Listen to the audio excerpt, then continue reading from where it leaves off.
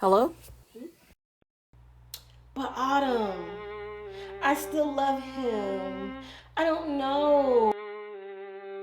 Those phone calls at 2 a.m., when they've been out at the club and they done, did something, now they feel guilty because now they got, him at home, waiting because he still think he got a chance.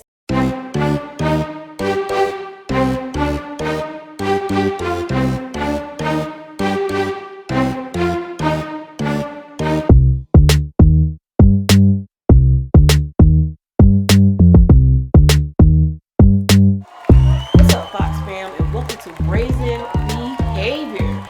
So today we're going to talk about something that scares a lot of women and men, but mostly women, more so than a whole face full of wrinkles, and that is divorce, or I should say life after divorce. So most women, when they go through a divorce, whether it be because your husband sprung it on you or you sprung it on him and you made the ultimate decision to move on, or he did, a lot of you guys think, what's my life going to be like after I don't have the stability of a husband, my family has broken apart, what about my kids if you do have kids?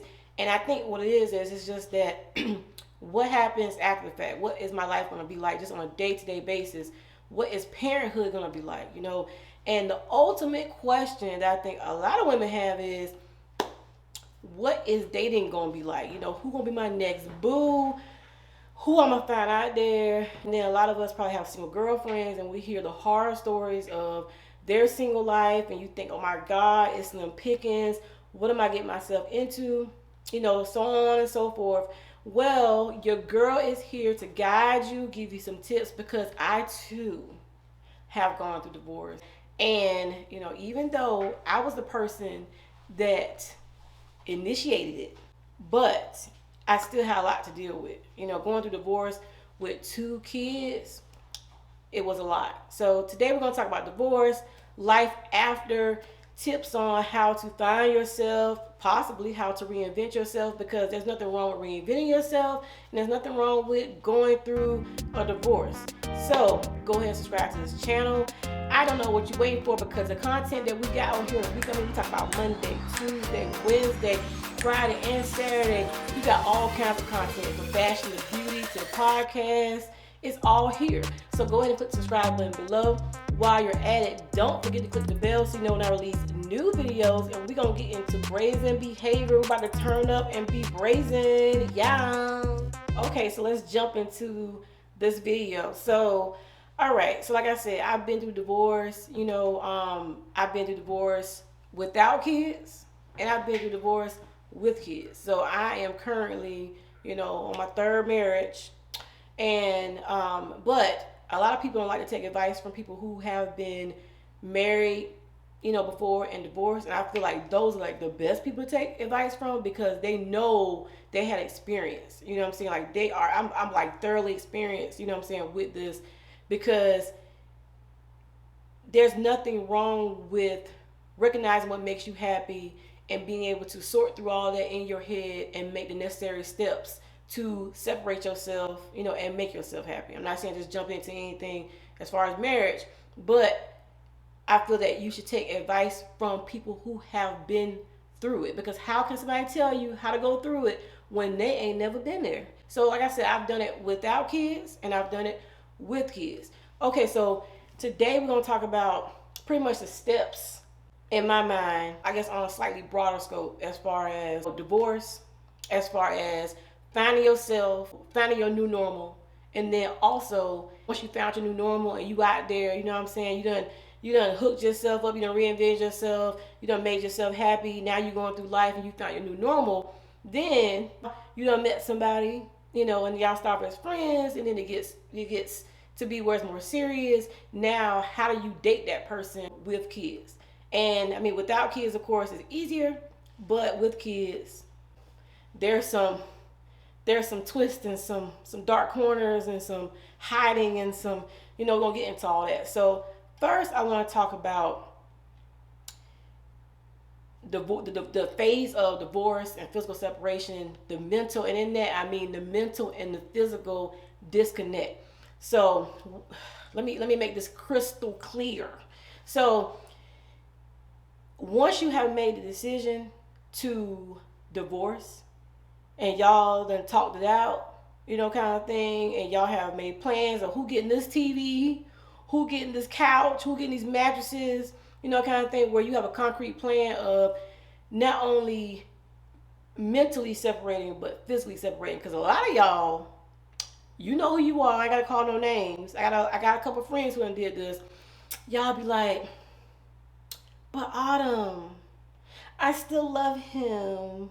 I don't know. And I get those phone calls at 2 a.m., when they've been at the club and they done, did something. Now they feel guilty because then they got, him at home, waiting because he still think he got a chance. And on Monday, you making him think he got a chance. And on Tuesday, you don't know if he got a chance. And then Wednesday, you like, nah, it's ladies' night, at down at the Rib Shack. He ain't got a chance. And then Thursday, well, maybe he got a chance. We can have lunch together.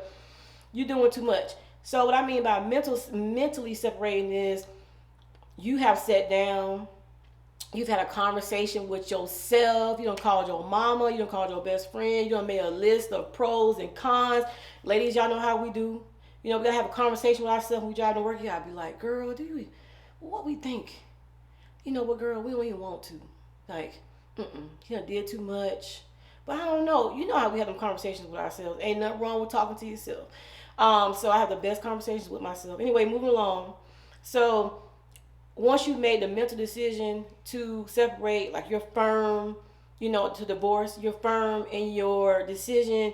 You have sat down, had a conversation with him, and you guys have come to an agreement as far as, like I said, who's going to get what TV, who's going to get this couch or whatever, then, and you made a set plan, then, I feel like that's the point where stuff gets real.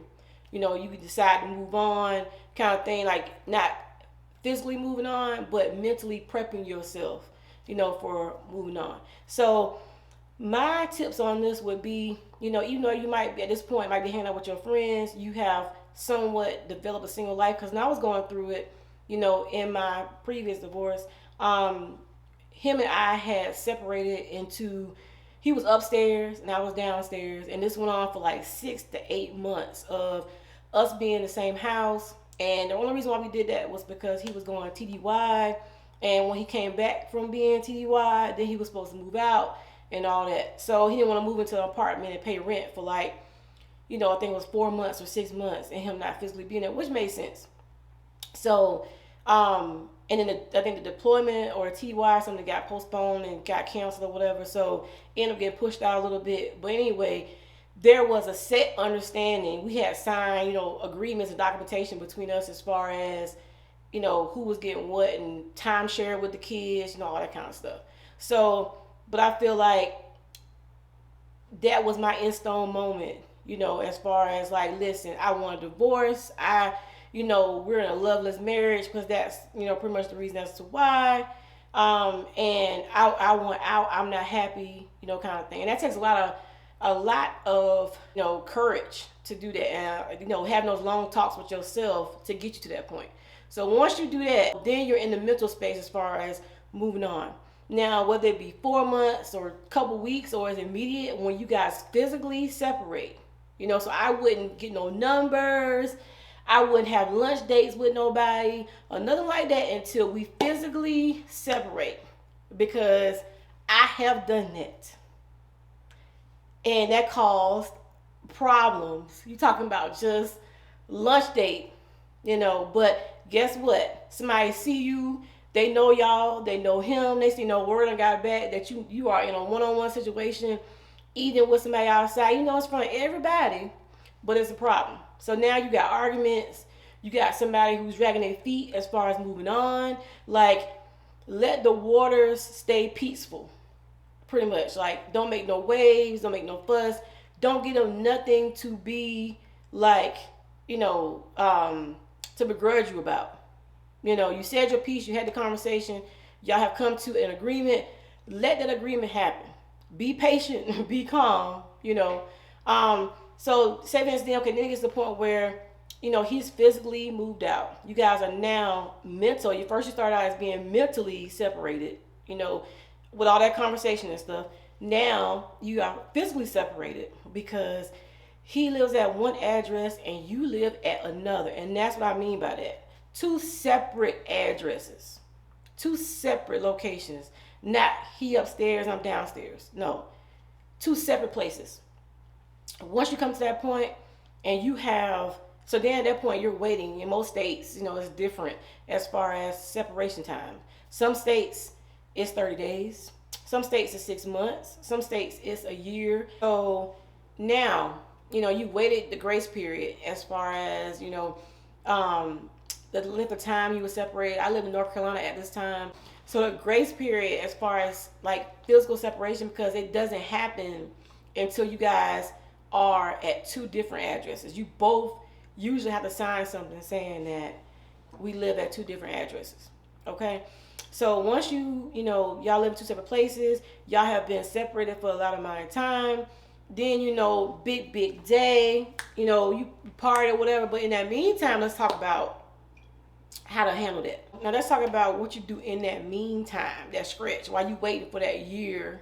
Because that year can seem like so long when you waiting, and nobody's saying that, I'm definitely not saying that you should wait a year before you, hang out, or before you have lunch date with somebody or something like that. The most that you can make it to where there's nothing going on is better for your divorce, especially if you got somebody being spiteful like I had. Lord God, what I'm saying? Like, he tried everything in the book as far as, just blatant lies and all kinds of stuff.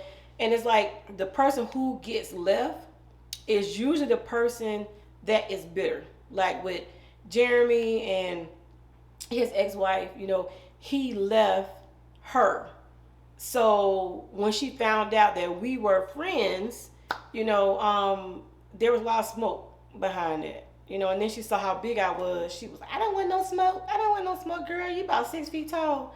I don't want no smoke. Because she like 5 foot nothing. Anyway, so we're going to get to that. But in that year's time frame, however long it takes, once a lot of you, like especially women, I think it's some men too, like I said, you're concerned about what your day-to-day or your new normal is going to be like once you are in two separate locations. Like when I come home, I stick my key in the door, even though you guys might have had like turbulent times and arguments and stuff like that. It's different coming home knowing that that person is still there, I guess, because once they moved out, then it's like, boom, it's for real, for real. Even if you the one that wanted it, it's still one of those like slightly panicky moments as far as like, did I make a mistake kind of thing. I didn't think that, because I was sure. Like I said, I had made the mental and the physical disconnect because we were on two separate floors. It was kind of like that anyway, but for a lot of people, who maybe didn't want to have to do it, but they just were so unhappy they had to do it, so it's like they kind of regret having to do it. Like a small percentage of you, may feel like you wish that y'all could have worked it out. You wish that they would just get it right. And it's like you still may hold on to some hope in the current moment. For those of you, when you come home and you come home and they're not there, it might make you feel a little panicky, a little upset kind of thing. So this is the point where you have to, and that's why I say, have that mental talk with yourself. Because once it gets to that point, it's more solid. It's definitely more so happening. Y'all sign leases, what I'm saying? Like at that point, it's on a for real pathway. And see, for like women especially, that's when like guys are usually more resilient when it comes to divorce. Women are usually the ones that, especially if they didn't initiate it, because it's like it affects your confidence. I think more so with women than men when they get left. So, because usually women between the ages of, I think it's 24 to 29, initiate divorce. Men usually initiate divorce between the ages of 33 and 35. And I think with women is more so like, okay, if you don't have kids and like the biological clock is ticking, I'm in an unhappy situation, so let me go ahead and get happy, find me a new boo and lock it down, so I can have some babies. I think that's more so like with the women, kind of thing. But that's why I say have that mental talk with yourself. So at that point, depression may set in, because now, shit done got real. So at this point, if you're still for sure, as far as moving on with the divorce and separating and staying, and riding on out, this is the point where you have to find yourself a new normal. What I mean by new normal is, I had a lot of friends at work, male and female friends. They, we go to happy hour afterwards, because I had to pick my kids up from daycare until like 6:30. So I would go out with them, get an appetizer. Because at this point, their dad wasn't helping me with them really like that, because he was bitter. And I guess, he was smart enough to realize that all the time that he was spending with his kids freed up time for me to be out, and about and doing my own thing.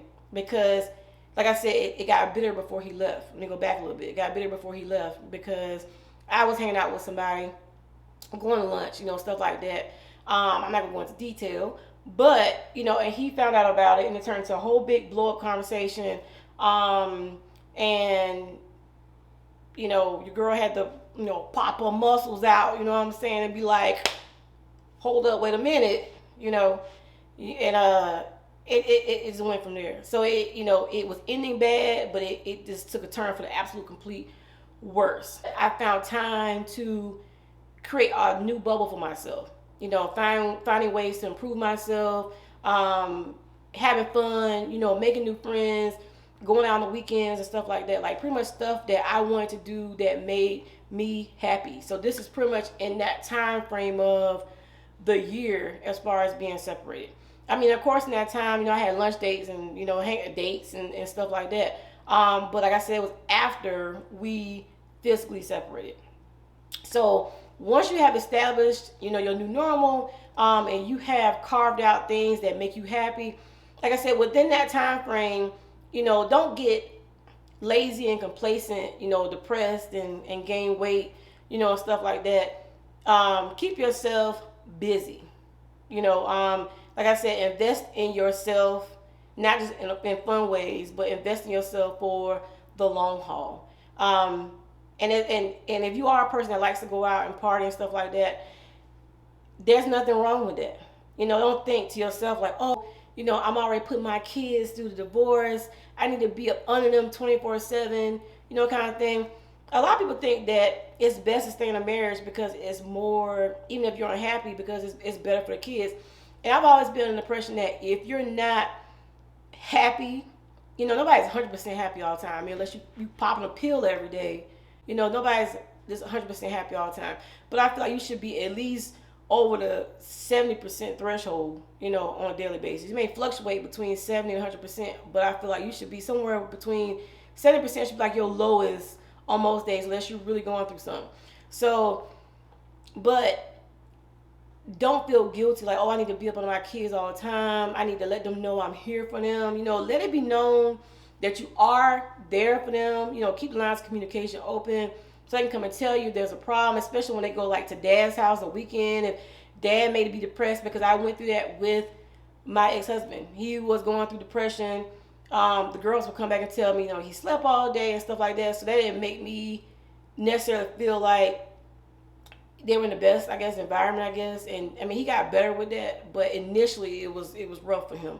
And so, like I said, you don't feel like you need to like extra sugarcoat and extra just, leech on, to your kids. So what I did was, I would pick them up from daycare or for after school care, on the weekdays. We come home, we get dinner. I made the through the week schedule, pretty normal as far as we come home, we do homework, we do bath time. My kids were 5 and 7 when this was going on. So they were still pretty young, and I have 2 daughters at this time. But on the weekends, so on the weekends where he got them, I would still go the extra mile with them. I would get off from work. I have their bag packed like the night before. He picked them up from the after school program, and I would meet them with like milkshakes from McDonald's, or I would go on my lunch break and get them like a treat or something. I would like to the Disney store and pick them up a little something, and I made sure I packed like their iPads and stuff like that. Like pretty much try to keep them with the stuff of comfort that they had at home.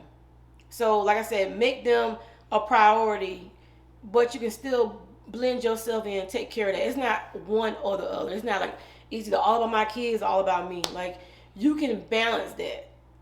It may take a lot of effort to balance the two, but you can balance the two. And just pretty much like I was supposed to show my face at all with them on Fridays, but I still went and gave hugs and kisses, took them like milkshakes or whatever, took their clothes there, medicines or whatever, because I know he didn't have stuff for them. I spent about 30 minutes with them, even though I was like out with my friends, and just show my face with them and let them know, have a great weekend, mommy loves you, all kinds of stuff. And I think that meant a lot to them, because if I didn't do that, they would have only seen me Friday morning when I dropped them off. And to me, going from Friday morning all the way to Sunday, that's just like a lot.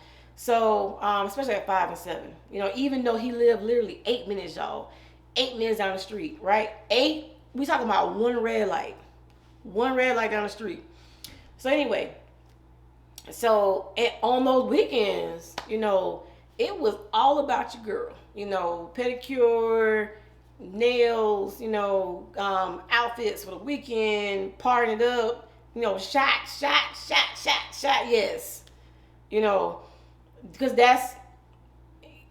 I enjoy doing it. I like to go out. I am a dancer person. I'm a social person. I like, have a cocktail or two, hang out with my girls. But I must say, the most important part for me, going out and hanging out and stuff was the outfits. Like I enjoyed the shopping aspect and putting together what I was going to wear and helping them put together what they were going to wear. To me, that was like the funnest part as far as going out. But I mean, the rest of it was good too. But to me, that was like the best part. Get up like on a Saturday, and I would take them to like, we go to the movies maybe. We go Chuck E. Cheese. We go bowling. And we get out early. Like 9, 10 o'clock, we're gone. Sit down, eat dinner with them. Go to Chili's. Just us three sitting down at the table talking. Cell phone in my bag. I'm not on my phone. And really just taking that time to spend with them. Use this time to do something positive for yourself, as far as not just like personality traits and stuff like that, but maybe you finish your degree. Maybe if you have like a certain amount of classes left over from your master's degree, maybe speed that process up, take additional classes, maybe start back on your degree program. If you gain weight in your marriage, or maybe you haven't gained weight, but you're not like the healthiest you could be, because it's not always just about weight. There's people out there weighing size 2 that can't walk around the house 10 times without getting out of breath. So it's not about that. Go to the gym, take this time, and work on not just your the inner you, but also the outer you. If some people get married and they let themselves go in the marriage, and their husband may have decided to move on, if that happened to you, don't let that determine what happens down the line as far as you. Accept it. If he came out and said, you know what, you have fallen off the radar, you're not taking care of yourself, maybe he's extra visual, he's made it be known that, this happened to a friend of mine, made it be known that he is leaving you for another woman. So like you didn't have to like find that out, or you caught him cheating or whatever. Don't let that just scar you completely. Don't do it. But use that time to recreate or reinvent yourself. Maybe, try new hairstyles, maybe go to the gym, maybe, work on your outside physical appearance. There's nothing wrong with putting a lot of effort and time into what you look like on the outside. That's the first thing people see before you get to open your mouth. Especially when you start talking about dating and moving on and all that. If you gain 20 pounds in your marriage, make the goal to go to the gym and work out. If you stop getting your hair colored, You stop getting your feet done. You stop shaving your legs. You know, some people get comfortable and complacent. That's I've never been on board with that. The person that you marry, the person they should strive to continue or improve what they look like when y'all got together. I mean, age happens, time happens, but you gotta keep yourself up. But kids come along, you know, pregnancy, weight gain, all that kind of stuff. Life in general happens, work, laundry, cleaning up, all that kind of stuff. Now you should have less work to do, less shoes to pick up out the middle of the floor. I say that because my husband always leaves his shoes in the middle of the floor. So create a new normal. Create a new schedule for yourself. Include things that are positive for you as far as making yourself better inside and out. So, like me, for example, I'm going to tell y'all what I did. So, I used that time to take classes as far as finishing my degree. I used that time to coach soccer. My kids were on my soccer team, so I played soccer in high school. I used that time to, I started coaching like, I think it was 4, 5, and 6-year-olds, and I continued to do like 7, 8, 9-year-olds. I took on like trying to get promoted at work, and I got it. They took 2 jobs and made it into 1 job, so I was like extra duties. So I took that on.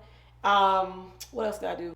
I had work friends, and friends that were single. So when they would go out and they would hang out, especially on the weekends where he had the kids, I used that time to hang out with friends, go out and dance, socialize, stuff like that. It's not just out and proud to meet somebody. No, it's just hanging out with friends, allowing yourself to feel certain feelings without being hard on yourself, and realize that this divorce and all this that's going on is not going to jade how things go in the future. It's something that happened, and you're dealing with it the best that you can. You're being the best parent that you can. You're keeping it together as you can. And cut yourself some slack. You're not realizing that everything's not gonna be perfect. You're gonna possibly be late to picking the kids up from school. Y'all might eat McDonald's for 2 or 3 days because this adjusting phase to where you might not have as much time to cook and stuff when you get home, because now you gotta help the kids with their homework and cook. Like, allow yourself to go through the phase of adjusting. Accept it.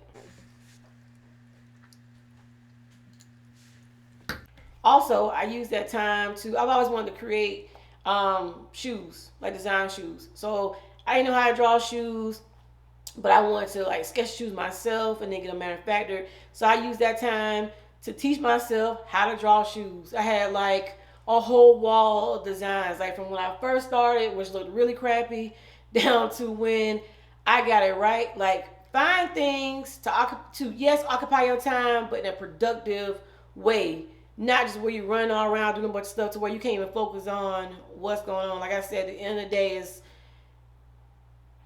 accepting the process, accepting that things are changing. So now, phase 3, you done mentally, physically separated, you done filed for your divorce, or you wait for that time frame, you done established a new normal. You are, at this point, thriving and have made changes. You have set a new pattern for yourself. Like, life is good. Life is great. You done lost 20 pounds. You got a new haircut. You done got some lemonade braids, whatever. You are, at this point, you are really feeling yourself, right? And that's great. You have built your confidence up. You're hanging out with friends. You take on new hobbies. You are really thriving at this point. So now you are going through life, and now you get to the point where you have met somebody. So how I met somebody I met my current husband I had a profile on Plenty of Fish, and that's literally how we met. I dated, like, went out on dates and dinners and stuff, probably about 4 people before my current husband. And through phases and chunks of and I feel like that's good in a way, because people tend to have a pattern, men and women. So that's why I said, with the divorce, as far as not letting it determine your future, because what you don't want to do is pick the same person again. So it's good, to date, like, innocent dating. Like, I'll meet you at the restaurant, I'll meet you at Baskin Robbins, you know, we go for a walk in the park, I'll meet you at the gym, I don't know, whatever. And so you can kind of like figure out if you are making the same mistake again by picking the person, or by being attracted to or interested in people that are similar to the person that you just divorced or just separated from. So, but say for instance, you know, you had a couple of dates, you on a dating profile, you know, you communicate and all that stuff like that. You finally meet somebody that you're interested in. Now, see, like with my kids, even though I dated like these 4 or 5 people before my current husband, they did not meet any of these people. So, well, like they didn't meet them on that level. So one person worked at their school. I didn't know they worked at their school when I met them. It was just like a coincidence. And that's the only way they knew them, because they knew him from working at school. They did not know mom and this person went out for dinner a few times. They didn't know that part. I didn't have people in and out of my house, you know, and stuff like that. I met them out at a restaurant, had dinner, and I came home. So that's what I mean by innocent dating. You know, and then another time where it was like a work function and they met the person. So that's different also, because it's in a crowd, you know, full of people. So it's different. But the only person I actually introduced them to after an extended period of dating and time and building up trust and all that kind of stuff. So it's my, like, the only person I introduced them to is my husband, Jeremy. And I introduced them for the first time. It was a group setting. It was at my house, and this is like after like months of dating and all that. I had friends at my house. I think I had like that Friday off. I got off early or something. He got off early and came over there, but I had like 2 of my other female friends there. So when they got home from school, because at this point I was working from home, 5 days a week, just consistently day in, day out. And these friends came over, you know, we had some afternoon cocktails. We was just hanging out on Friday, and he got off and came over there too. So when they got there, I think it was like off the bus or something, everybody was there, and they knew my friend Lori, like she had watched them babysit for them before, like they really knew her well. My friend Aisha, she's the one that ran the before after school program. They knew them really, really good. And then Jeremy was there, and I was like, oh, and this is mom's friend Jeremy. So I introduced him as a friend, not this is who I'm dating. They are kids. They know just enough. That's all I need to know. They don't need no details. Don't need none of that. Even if they were teenagers, I still wouldn't. Like, they need to know the bare minimum. Because at that point, yes, we were dating, but we were literally just friends. There was no physical stuff going on. There was none. There was dinners, texting, and talking. That's it. Touching. It was some touching. So now he's off camera talking about some touching. Okay. Anyway, so now that leads me into the story. So like I said, I met Jeremy on Plenty of Fish. And of course, he, you know, messaged me and was like, hey, you know, blah, blah, blah. And I was like, you know, he's in the Army and he's from South Carolina. You know, people from South Carolina usually tend to be good people. I'm from South Carolina. And I was like, you know, he's from South Carolina. He's from the country. He probably ain't crazy. He got a background, you know. He's got a background. He got clearance, you know. It's probably okay, because it's on a dating site, to give my number, because I'm real funny about stuff like that. As far as like texting, and I was like, we're not going to talk on the phone pretty much. We just text back and forth. This went on for like, I think a week or 2 before we even exchanged numbers. And then it was us meeting out the bowling alley for the first date. But moving right along after, like, this is like in the 2nd month, I knew where he lived, but at this point he still didn't know where I lived. And we had went out to see, what movie was that? Girl, y'all, he got a bad memory. And I can't remember too. It was what's the one about with the sex and the crazy stuff and oh yeah. So it's 50 Shades of Grey. We went to see that movie. Went to a cigar lounge with friends, And he's like, oh, you want to come back to my house and watch Empire? Come back to my apartment and watch Empire. And I was like, all right, I'll come back and watch Empire. So I went back there and I hung out there for like 3 or 4 hours. And he's like, oh, you know, it was getting late. He's like, you can sleep on the couch. I can sleep in the bed, or vice versa. You're more than welcome to stay. I lived about 15 minutes from him, but he didn't know that because he didn't know where I stayed at. So he might be thinking I got a far ways to drive. So maybe I started yawning, getting tired. Maybe we should have stayed over. So I was like, nah, I'm gonna go to the bathroom and then I'm gonna go home. So I go in the bathroom and it was no tissue in there. He had to bring me some tissue, and this whole time I'm looking around, just at the apartment, and it just looked like it was very nice, but it looked like a guy lived there. You can tell the difference between when a woman lives somewhere and when a guy is a bachelor pad. Like it's you know how pictures up on the wall. There was no tissue in the bathroom. Like yeah, so. And as soon as I come out and get ready to put my shoes on and realize that, my feet are hurting, I was going to walk to the car with no shoes on. He's about to walk me out. We get a boom, boom, boom on the door. And he's looking at me and I'm like, this is your apartment. How I know who at the door? You go see who was at the door. And he goes to the door, he's opening it all slow, and she, his ex-wife busts in there. And was like, I can't believe you got somebody in our apartment where our son sleeps at. She from New Jersey, y'all. Nothing against nobody from up north from New Jersey, but I'm just saying that I don't know about that. That's a little, I don't know. Maybe she was being extra with hers. It seemed like she was being extra with hers because I have friends that's from New Jersey and New York. If from Brooklyn, from Queens, New York, and they don't talk like that. So I think she was just being extra, all that neck rolling, neck popping, and all that. So I'm sitting down because I'm looking at who's at the door. I'm trying to look down the hallway, and all this happens. This commotion transpiring, and she's walking up towards me, as she's talking all this with the hands and the neck and all that. So then I stand up, and then she backs back. And she pipes down after that. So I laughed. I was like, you know what? This is between y'all. Now, backing up a little bit, in his 2 months of dating, he was upfront about what was going on. So, like I said, nothing physical at this point. Just dinners and literally innocent dating. But after we started talking on the dating app, he told me, he was like, look, I'm physically separated. I have divorce papers processing.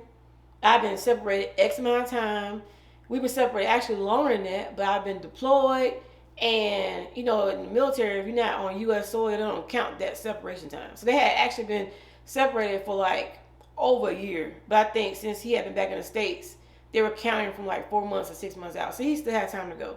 But he was very upfront and detailed about his situation, that he had a son, and his age, and that they would share back and forth, and they was really just getting down to almost to where paperwork can be filed as far as processing for the divorce, but they were legally separated, two separate. They wasn't in communication at all except for about his son. So I feel like it's important for you to be upfront. If you have a situation going on. And I, in turn told him about my situation. Same thing. I'm legally separated. We have that in common. Waiting for the time to be up to file paperwork. I already have an attorney, blah, blah, blah, blah. And he knew my current situation. Just in case situations like this happen. You go to Walmart or something. Everybody at Walmart, somebody sees somebody and it's an issue, it's a problem. The other person knows. Because some people, they don't like dealing with stuff like that. But at least you told them up front and you gave them an informed decision. They can make an informed decision if they wanted to continue to see you and not knowing what you're going through. So that's very important, especially in this phase. Be upfront and honest about your situation when you do meet someone. Don't let them find out because something happens and they find out and it's in a negative situation way. They probably won't know what to do with you at that point because you kept secrets or you hid stuff from them, and you literally kind of put them in danger by not telling them the whole story. Because people crazy, oh girl with people crazy. Anyway, so I left and went home, and I was like, I cannot believe she bust up in there. Like, but I told her, I was like, it's obvious you don't live here because you don't have a key. Like, where's your key? When I go home, I don't have to knock on the door. I just stick my key in the door and go in. I don't have to knock on the door for somebody to let me in. It's like, they know toilet paper in my mind was like, like I said, you had them conversations with yourself. On my drive home, I was like, I was like, does she live there? Maybe he was lying. That was like 2 months, almost 2 months of time. There's no way he's lying. So my mind was like going back and forth. And I remember like looking around the apartment. And then I was like, you know what? There was no tissue in the bathroom. Ain't no woman lived there. Like, what woman don't keep tissue? I'm like, was it possible that they just out, like, it was no roll there? Ain't like, sometimes people run out and they just leave the roll sitting there, I guess as a reminder to get some tissue. Like, there was no roll there. So I'm just like, I don't think, and then knocking on the door and how she acted, I just don't think that she lived there. But he couldn't follow me home because he knew where I lived at. So he texting, calling, trying to explain or whatever. And, but she could have been waiting outside for me. Like, she might try to cut my face or throw acid on me like pretty ass bitch kind of thing. Like, you got to tell the other person what's going on. You got to keep them in the loop. So I left, like I said, and, I ended up meeting him, I think at Chili's, and we had a conversation about it. And I was like, look, I'm going to need further proof. Like, yeah, you told me what's going on, but I'm going to need, like, proof that it is what you say it is. And he had text messages, like, about who's going to pick the son up from daycare. Was I getting him this weekend? He had, like, voice recordings of their conversations. So he proved, because before it was just him telling me. So he actually had to prove to me because I was like, there's a possibility that you might be lying because people do it all the time. But that's when she found out about me. And this led to her breaking his apartment and her finding out my address and her knocking on the door. And it was just a lot. One morning, like, this went on for it was like another few weeks or a month went by. And in that time frame, I feel like I could trust him because he proved what he was saying was true. So I was like, okay, I'm telling where I live at and stuff like that. So it was a weekend that I did not have my kids. And he was there. And he had stayed the night. And because at that point, our relationship had, progressed to him, like, physically sleeping there. From time, like, some days, or like when my kids wasn't there, like on weekends when I didn't have them. And he was like, oh, I'm going to go home, take a shower and stuff, change, and I'm going to come back. And I was like, all right. So I'm chilling, like literally 2 minutes after he leaves, doorbell ringing, and I open the door and I look out, I don't even see nobody. Like, she was that short, y'all. So she's like, are you Adam? Like, and who wants to know? Anyway, it was a back and forth. He saw her, he turned around, police was called, yeah. So I just wasn't trying to have that drama in my neighborhood. Like, I'm not gonna have my neighbors judging me like they're looking at my house like, oh, she, no. So, but so long story short, with all of that, be upfront and honest with whoever it is that you decide to see, your new boo or whoever, what your situation is. Yeah. So that's another really good piece of advice. Be upfront and honest about your situation. You don't have them find out by looking through your phone or something like that. So, like I said, now you have found your boo and all that stuff. If you don't have kids, then of course this is really easy. Like I said, I've done this before. Without kids, it's very easy to move on. You don't have to answer to anybody. You don't have to hide anything from anybody. You don't really have to censor what you do. But for those of us that do have kids, especially small kids at that, there's going to be, some people say you shouldn't lie to your kids. I don't feel like it's really lying. I feel like in some certain situations, I just feel like some things are for adults, and it's best for me to give them a small bit of information on a childlike level, as long as I know I'm doing what I'm supposed to be doing in the background. So, for example, when it got to the point where he would be over there late, maybe like 2, 3 o'clock in the morning, or when it got to the point where I feel like, this is more time going by, a few more months going by where he's there when they're not there, kind of thing, and then it was like more trust building to the point where, okay, now I can trust you to be in the house where my kids are at while I'm asleep, unsupervised, pretty much, because there's a lot of crazy sick people in the world. So once it got to that point, like we eat, at that point he was still kind of like a friend, but he was like a special friend at that point. But in that process of time, he's kind of like building a relationship with the kids. They're laughing and talking. We go to functions together where he would bring his son, I would bring them, and include them in on the situation. Like I said, they're 5 and 7. His son was like 2 at this time. So, but we would sit down and eat dinner together, and he would tell them bye, like he's getting ready to leave, and we walk him to the door, like bye, Jeremy. We'll see you later. And they were like loving him at this point. Like they still remember the very first thing that he ever said to them, which is, "What's your favorite color?" Like they tease him about that all the time.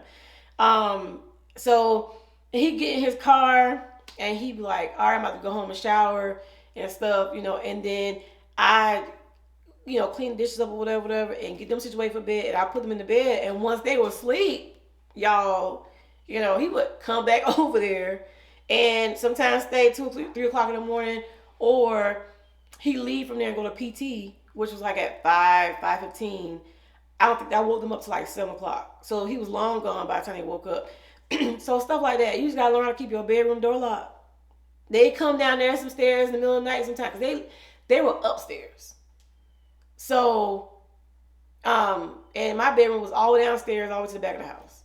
And I mean, you set the alarm, everybody's safe, everybody's in the house, lock the bedroom door. They come knocking, talking about, "Oh, my stomach hurt, I just threw up," kind of thing. You know how kids do. I'd be like, go to the bathroom, like hide, because I did not want them to see him him there at certain times of night. So sometimes, hey, get under the bed and hide. I mean, that happened a lot. Go in the closet and hide, like, because I didn't want them to see that. And it's like, me as an adult, I made a decision for him to stay there, but like some certain nights, whatever, because it wasn't an all the time thing. It wasn't like every single day. It might have been like 2, 3 times a week, and then for that to go on for a while, and then pretty much progress on to as time went by, to us getting engaged, getting married, and having more babies, all kinds of stuff. So, but my point is, if you have kids, let them know, I guess, the bare minimum as far as what's going on. They don't need all the information. Allow kids to be kids. They don't need to be in adult business. And I went through a lot to conceal the fact a lot of times that, or all that time, that he would stay some nights there, or he would, stay hours afterwards. I just didn't want them to go to bed and see him still there, and then that would lead their mind to lingering and wondering about certain stuff. So I just felt like they saw him leave, and they thought he was going home, and he went home and showered and came back. No harm, no foul, because it's been months and months and months and months and months and months and months. I know this person. I met this person's family. I met their mama. Like, all that stuff happened before he even was even around them like that. So that's what I mean by like extensive getting to know somebody. Not just, oh, we've been dating for 2, 3 weeks and I'm about to invite him to the family barbecue and about to be around my kids. No. Like, I was sure about him, and I was still hesitant about, because I was like, what if he mess up and then I got to dismiss him, get him a pink slip and send you on your way. Even though I wanted to work out, but what if he mess up? I wanted to give myself a chance to really know his morals and what he was about. Talk to his mama, talk to his siblings, talk to his grandma. Like, that's really what happened on these weekends that my husband had the kids. We go to South Carolina, and I hang out all day. ask all kinds of questions about him. And I feel like you talk to somebody's mom and stuff like that, it's kind of like, especially with him and his family, you know, like he's close with sisters and stuff like that. So it's like, and they really know him. So you get a feel for how that person is. And I feel that's one good thing about my character. I feel like I'm a really good judge of characters. I get vibes about people. So, and I say 90% of the time I'm right. Okay, so like my final piece of information, and that's a part of like the phase 3 part, like when you are like looking for somebody, not looking for somebody, but you know, you're open to meeting somebody, with the possibility of moving forward and stuff like that.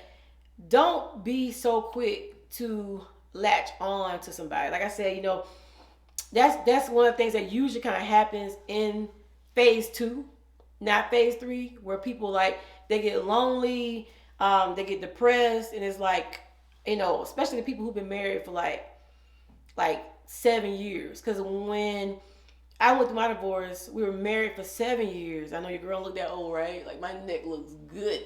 And we were together for a total of 9. So dating for 2 years and married for 7. That's a long time. Like that's almost a whole decade. So it would have been very easy. Like I'm the type of person, I'm fine with being by myself. I may not love it, but I'm fine with it. You know, I can accept my own company. I love my own company. I'll take myself out to eat. I'll take myself out to the movies. I'll like shop. I'll hang out with myself. I don't necessarily need, you know, anybody else. I don't necessarily need anybody else. I love company. I love hanging around people. I love to be in a good relationship. But those people who are like, I ain't never been by myself. I've always been in a relationship. I've always been with somebody. Be weary of those people. Even if it's, I mean, like guys with females and females with males, but even if you have a female friend, like just a hangout girlfriend like that, I feel like people that are like that, they become dependent on people so easy. They latch on so quick, and it's like it almost gets to a point where I've had like a girlfriend like that, like a friend, just a hangout party friend like that.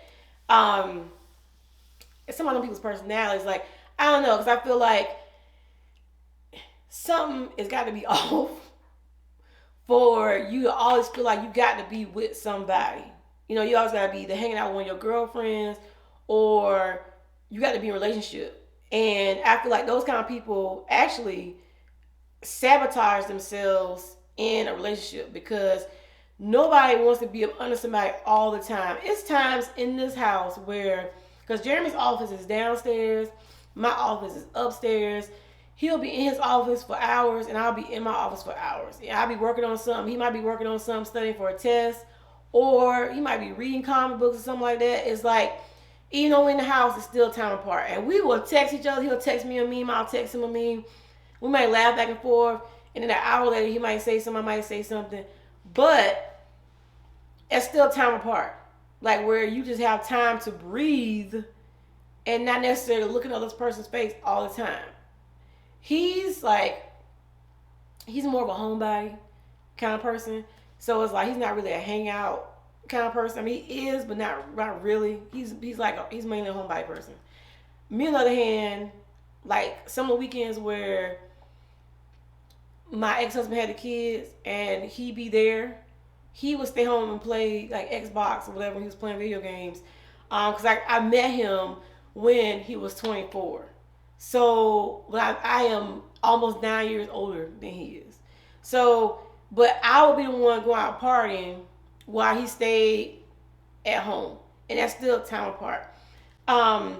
So back to my point as far as like latch on to people.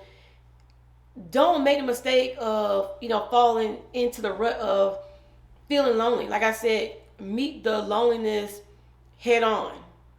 Don't bypass it, accept it, because if you don't process it, it's gonna keep repeating itself, keep repeating itself, keep repeating itself. Like, accept that, yes, I might be lonely right now, but that's not what my future holds. Don't just try to go out there and find somebody, just a warm body pretty much, to replace you know, the girl you just left, or the man you just left, or you know, the husband or wife that you're separating from. Don't just go out and grab the first thing you see, because what's gonna happen is you're gonna end up making a baby with some girl or getting pregnant for some guy, and then that's like really throwing a monkey wrench in your whole little situation, because now you're going through divorce and you pregnant on top of that. Now you got somebody else to deal with, and you don't even really know their personality because you took time to get to know them, because you were just trying to get you a warm body. But that's an episode for another show. We're gonna get to that another time. But you are creating issues for yourself. And that's it, guys. So I'll see you on next time on Brazen Behavior, when we turn up and get what? Brazen.